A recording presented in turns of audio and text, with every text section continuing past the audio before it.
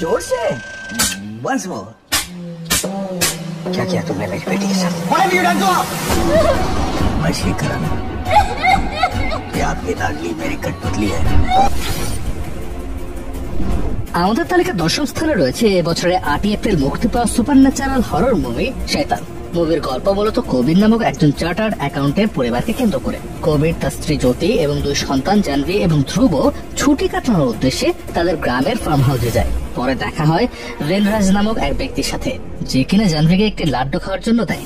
তবে সেই লাড্ডু খাওয়ার সাথে সাথে তাদের জীবনে নেমে আসে ভয়ঙ্কর এক দুঃসময়, কেননা সেই লাড্ডুর মাধ্যমে জাহ্নবীকে নিজের নিয়ন্ত্রণে নিয়ে ফেলে বনরাজ এবং জাহ্নবীকে নিজের কালো জাদুর শক্তিকে ব্যবহার করে ইচ্ছামতো ব্যবহার করতে থাকে সে। শ্বাসরুদ্ধকর গল্পের মুভিটি একটি সময় এমন মুহূর্তে পৌঁছে যায় যেখান থেকে এক মুহূর্ত যেন পর্দা থেকে চোখ সরানোর উপায় নেই। সুপার ন্যাচারাল ধরনের এই মুভিটিতে কবির চরিত্রে অভিনয় করেছেন অজয় দেবগন।